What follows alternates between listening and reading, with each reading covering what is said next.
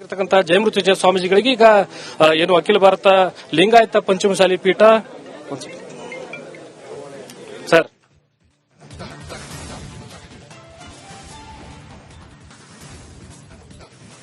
ನೋಡಿ, ಜಯಮೃತ್ಯುಂಜಯ ಸ್ವಾಮೀಜಿಗಳಿಗೆ ಪಂಚಮಸಾಲಿ ಟ್ರಸ್ಟ್ ಅವರು ಅಧ್ಯಕ್ಷರಾಗಿರ್ತಕ್ಕಂಥ ಜಯಮೃತ್ಯುಂಜಯ ಸ್ವಾಮೀಜಿಗಳ ನಡೆಗೆ ಇವತ್ತು ಅಖಿಲ ಭಾರತ ಲಿಂಗಾಯತ ಪಂಚಮಸಾಲಿ ಸಮಾಜದ ಮುಖಂಡರು ಒಂದು ಗಡುವನ್ನು ನೀಡಿದ್ದಾರೆ. ನಮ್ಮ ಜೊತೆಗೆ ಶಾಸಕರಾಗಿರ್ತಕ್ಕಂಥ ವಿಜಯಾನಂದ ಕಾಶ್ಯಪ್ನವರು ಇದ್ದಾರೆ, ಅವ್ರನ್ನ ಮಾತಾಡ್ತಾ ಹೋಗ್ತೀನಿ.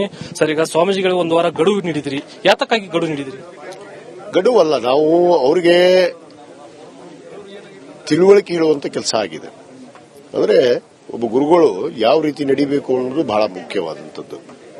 ಯಾಕಂದ್ರೆ ಅನೇಕ ಗುರುಗಳು ನೋಡಿದೀವಿ, ಯಾವ್ಯಾವ ಸಂದರ್ಭದಲ್ಲಿ ಎಲ್ಲೆಲ್ಲೋ ಏನೇನೋ ತೊಂದರೆಗಳನ್ನು ಅನುಭವಿಸಿ ಇವತ್ತು ಸಮಾಜದ ಹೆಸರು ಕೆಡಬಾರದು. ಸಮುದಾಯ ಅನ್ನೋದು ಬಹಳ ದೊಡ್ಡದು.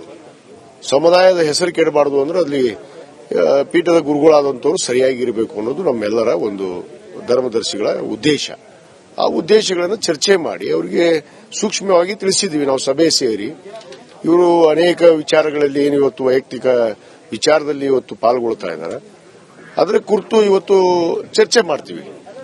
ಏನು ಇವ್ರ ನಡೆ ಯಾಕೆ ಈ ರೀತಿ ಬದಲಾವಣೆ ಆಯಿತು ಏಕಾಏಕಿ, ಅದನ್ನು ಚರ್ಚೆ ಮಾಡಿ ಸಮುದಾಯದವರು ಮುಂದೆ ಇಡ್ತೀವಿ. ನಾವು ಸತ್ಯಾಸತ್ಯತೆಯನ್ನು ಇಡಬೇಕಾಗತ್ತೆ. ನಾವೇ ಖುದ್ದಾಗಿ ನಿರ್ಣಯ ಮಾಡೋಕ್ಕಾಗೋದಿಲ್ಲ. ಚರ್ಚೆ ಮಾಡಿ ನಮ್ಮ ಅಧ್ಯಕ್ಷರ ಬಗ್ಗೆನೂ ಕೇಳುವಾಗಿ ಮಾತಾಡಿದ್ದಾರೆ ಮತ್ತು ನಮ್ಮ ಬಗ್ಗೆನೂ ಕೇಳುವಾಗಿ ಮಾತಾಡಿದ್ದಾರೆ. ನನ್ನ ಬಗ್ಗೆ ಕೂಡ ಗುರುಗಳು ಎಲ್ಲೋ ಒಂದು ಕಡೆ ಹೇಳಿದ್ದಾರೆ, ಹೋರಾಟ ಬೇಡ ಅಂತ ಹೇಳಿದ್ರು ಅಂತೇಳಿ. ನಾನೀಗಾಗಲೇ ಪ್ರಮಾಣ ಮಾಡೀನಿ.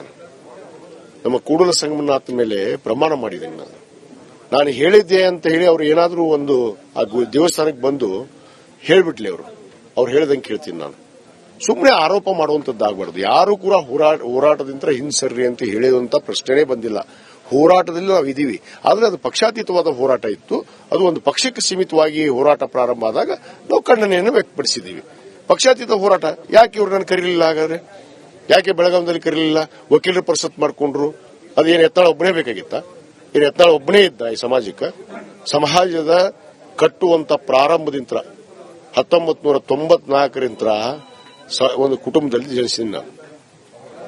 ಸಮಾಜದ ಸಂಘಟನೆ ಮಾಡುವಂತಹ ಕುಟುಂಬದಲ್ಲಿ ಜನಿಸಿದಂತವರು. ನಮ್ಮ ತಂದೆಯವರು ಸಮಾಜದ ಹನುಮಾಳ ಗುರುಗಳ ನಂತರ ನಮ್ಮ ತಂದೆಯವರೇ ಅಧ್ಯಕ್ಷರಿದ್ರು. 1994ರಿಂದ 2003ವರೆಗೂ ಕೂಡ ಅವರು ಅಧ್ಯಕ್ಷರಾಗಿ ಕೆಲಸ ಮಾಡಿದ್ದಾರೆ ಈ ರಾಜ್ಯದಲ್ಲಿ. ಪ್ರಮುಖವಾಗಿ ಅವ್ರಿಗೆ ಈ ಹಿಂದಿನಿಂದ ನೋಟಿಸ್ ಕೊಡ್ತಾ ಬಂದಿದೀವಿ ಅಂತ ಹೇಳಿದ್ರಿ, ಯಾವ ವಿಚಾರಕ್ಕಾಗಿ ಸ್ವಾಮೀಜಿಗಳಿಗೆ ನೋಟಿಸ್ ಕೊಟ್ಟಿದ್ರು? ನೋಡ್ರಿ, ಯಾರೇ ತಮ್ಮ ನಡೆಗಳನ್ನ ತಪ್ಪು ನಡೆದ್ರೆ ಅದು ಸಮಾಜ ಖಂಡಿಸುವಂತ ಹಕ್ಕಿದೆ. ಅವತ್ತು ಕೂಡ ಹಿಂದೆ ಕೆಲವಷ್ಟು ವಿಚಾರದಲ್ಲಿ ಅವರು ತಪ್ಪು ಹೆಜ್ಜೆಗಳನ್ನು ಇಟ್ಟಿದ್ರು. ಅದಕ್ಕೆ ಸಮಾಜದ ಅಧ್ಯಕ್ಷರು ಅದಕ್ಕೆ ಅವ್ರಿಗೆ ಉತ್ತರ ಕೇಳಿ ಒಂದು ನೋಟಿಸ್ ಅನ್ನು ಕೊಟ್ಟಿದ್ರು. ಅವತ್ತು ಕೂಡ ಉತ್ತರ ಕೊಟ್ಟಿದ್ರು, ಇನ್ನು ಮುಂದೆ ಆ ರೀತಿ ನಡೆಯಲ್ಲ ಅಂತ ಹೇಳಿ. ಆದ್ರೆ ಪದೇ ಪದೇ ಮತ್ತೆ ಅದೇ ಮಾಡ್ತಾ ಇದ್ದಾರೆ. ಇವತ್ತು ಬಹಿರಂಗವಾಗಿ ಅವ್ರು ಗುಡ್ಸ್ಕೊಂಡ್ಬಿಟ್ಟಿದ್ದಾರೆ. ಒಂದು ಪಕ್ಷದ ವಾರ್ನಿಂಗ್ ಮಾಡುವಂತದ್ದು. ಭಾರತೀಯ ಜನತಾ ಪಕ್ಷಕ್ಕೆ ಇವರು ಗಡುವು ಕೊಡ್ತಾರೆ. ಅವರು ಉಚ್ಚಾಟನೆ ಮಾಡಿದ್ರೆ ವಾಪಸ್ ತಗೊಳ್ರಿ ಅಂತ ಹೇಳಿ ಹಳ್ಳಿ ಹಳ್ಳಿಗೆ ಹೋಗಿ ಅವರ ಪರವಾಗಿ ಇವತ್ತು ಹೋರಾಟ ಮಾಡ್ರಿ ಅಂತ ಹೇಳುವಂತದ್ದು. ಭಕ್ತರಿಗೆಲ್ಲರಿಗೂ ದಾರಿ ತಪ್ಪಿಸುವಂತ ಕೆಲಸ ಮಾಡ್ತಾ ಇದ್ದಾರೆ. ಅದು ಆಗ್ಬಾರ್ದಲ್ಲ.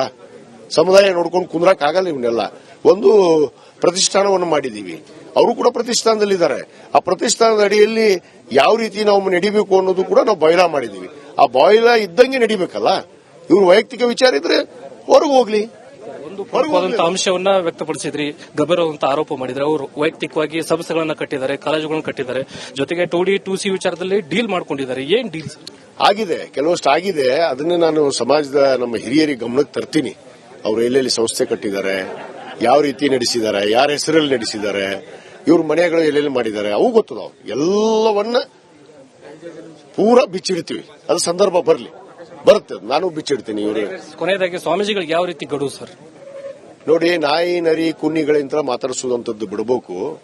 ಗುರುಗಳಾದಂತವರು ಬಹಳ ಗೌರವದಿಂದ ನಿಮ್ಮನ್ನು 2008ರಿಂದ ಇಲ್ಲಿವರೆಗೂ ಪೀಠದ ಒಬ್ಬ ಗುರುಗಳನ್ನ ಮಾಡಿದೀವಿ. ಈ ನಾಯಿ ನರಿಗಳಿಗೆ ಹೇಳಿಕೊಡುವಂತದ್ದು ಬಂದ್ ಮಾಡ್ರಿ. ಈ ನಾಯಿ ನರಿಗಳಿಗೆ ನಾನು ಕ್ಯಾರೆ ಅನ್ನೋದಿಲ್ಲ. ಅವು ಬಚ್ಚಾಗಳನ್ನ ನಾನೇ ಈ ಸಮಾಜ ಸಂಘಟನೆಯಲ್ಲಿ ತಂದಂತವನು. ಯಾಕಂದ್ರೆ ಎಲ್ಲ ಹಂತದಲ್ಲಿ ನಾ ಇದ್ದಂತವನು. ಅವರಿಗೂ ಗೊತ್ತಿದೆ, ಸಮಾಜಕ್ಕೂ ಗೊತ್ತಿದೆ. ಅದಕ್ಕೆ ಇದನ್ನು ಬಂದ್ ಮಾಡಿ ಸರಿಯಾಗಿ ನಿಮ್ಮ ನಡೆಯನ್ನು ತಿದ್ದುಕೊಳ್ಳದೆ ಇದ್ರೆ ಮುಂದಿನ ನಿರ್ಧಾರ ಸಮಾಜ ಮಾಡುತ್ತೆ. ಇದಿಷ್ಟು ವಿಜಯಾನಂದ ಕಾಶ್ಯಪ್ನವರ ಮಾತು. ಒಂದು ಕಡೆ ಏನು ಜಯಮೃತ್ಯುಂಜಯ ಸ್ವಾಮೀಜಿಗಳು ಈ ಜಯಮೃತ್ಯುಂಜಯ ಸ್ವಾಮೀಜಿಗಳ ಈ ನಡೆಯನ್ನ ಸಮಾಜ ಒಪ್ಪುವುದಿಲ್ಲ. ಒಂದ್ ವೇಳೆ ಅವರು ಇದೇ ನಡೆಯನ್ನ ಮುಂದುವರಿಸಿದ್ದೆ ಆದಲ್ಲಿ ಸಮಾಜ ಸೂಕ್ತವಾದಂತಹ ನಿರ್ಧಾರವನ್ನು ತೆಗೆದುಕೊಳ್ಳುತ್ತೆ. ಸೂಕ್ತವಾದಂತಹ ಜಯಮೃತ್ಯುಂಜಯ ಸ್ವಾಮೀಜಿಗಳಿಗೆ ಈಗ ಏನು ಅಖಿಲ ಭಾರತ ಲಿಂಗಾಯತ ಪಂಚಮಸಾಲಿ ಪೀಠ ಸರ್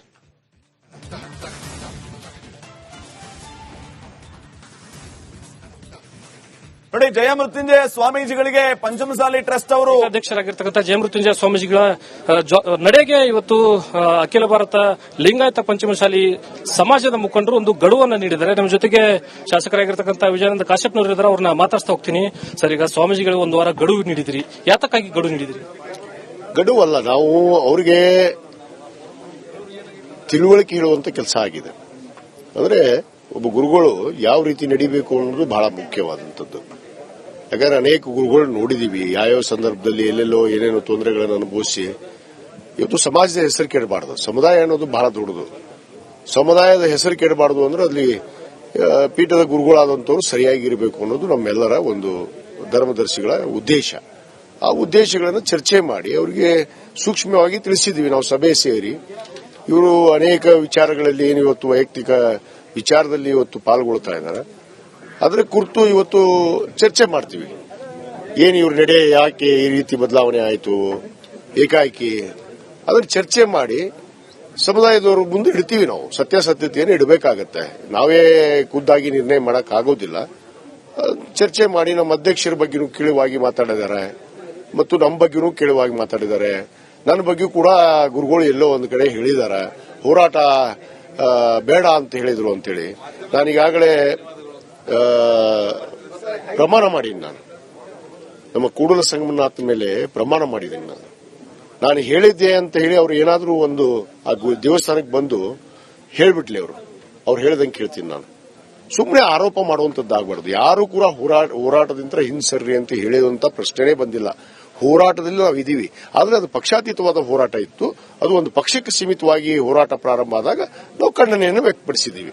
ಪಕ್ಷಾತೀತ ಹೋರಾಟ ಯಾಕೆ ಇವ್ರು ನಾನು ಕರೀಲಿಲ್ಲ? ಹಾಗಾದ್ರೆ ಯಾಕೆ ಬೆಳಗಾವಿಯಲ್ಲಿ ಕರೀಲಿಲ್ಲ? ವಕೀಲರು ಪರಿಷತ್ ಮಾಡ್ಕೊಂಡ್ರು. ಅದೇನು ಎತ್ತಾಳ ಒಬ್ಬನೇ ಬೇಕಾಗಿತ್ತ? ಏನು ಎತ್ತಾಳ ಒಬ್ಬನೇ ಇದ್ದ ಈ ಸಮಾಜಕ್ಕೆ? ಸಮಾಜದ ಕಟ್ಟುವಂತ ಪ್ರಾರಂಭದಿಂದ 1994ರಿಂದ ಒಂದು ಕುಟುಂಬದಲ್ಲಿ ಜನಿಸಿದ ನಾನು. ಸಮಾಜದ ಸಂಘಟನೆ ಮಾಡುವಂತಹ ಕುಟುಂಬದಲ್ಲಿ ಜನಿಸಿದಂತವರು. ನಮ್ಮ ತಂದೆಯವರು ಸಮಾಜದ ಹನುಮಾಳ ಗುರುಗಳ ನಂತರ ನಮ್ಮ ತಂದೆಯವರೇ ಅಧ್ಯಕ್ಷರಿದ್ರು. 1994ರಿಂದ 2003ವರೆಗೂ ಕೂಡ ಅವರು ಅಧ್ಯಕ್ಷರಾಗಿ ಕೆಲಸ ಮಾಡಿದ್ದಾರೆ ಈ ರಾಜ್ಯದಲ್ಲಿ. ಪ್ರಮುಖವಾಗಿ ಅವ್ರಿಗೆ ಈ ಹಿಂದಿನಿಂದ ನೋಟಿಸ್ ಕೊಡ್ತಾ ಬಂದಿದೀವಿ ಅಂತ ಹೇಳಿದ್ರಿ, ಯಾವ ವಿಚಾರಕ್ಕಾಗಿ ಸ್ವಾಮೀಜಿಗಳಿಗೆ ನೋಟಿಸ್ ಕೊಟ್ಟಿದ್ದೀವಿ? ನೋಡ್ರಿ, ಯಾರೇ ತಮ್ಮ ನಡೆಗಳನ್ನ ತಪ್ಪು ನಡೆದ್ರೆ ಅದು ಸಮಾಜ ಖಂಡಿಸುವಂತ ಹಕ್ಕಿದೆ. ಅವತ್ತು ಕೂಡ ಹಿಂದೆ ಕೆಲವಷ್ಟು ವಿಚಾರದಲ್ಲಿ ಅವರು ತಪ್ಪು ಹೆಜ್ಜೆಗಳನ್ನಿಟ್ಟಿದ್ರು. ಅದಕ್ಕೆ ಸಮಾಜದ ಅಧ್ಯಕ್ಷರು ಅದಕ್ಕೆ ಅವ್ರಿಗೆ ಉತ್ತರ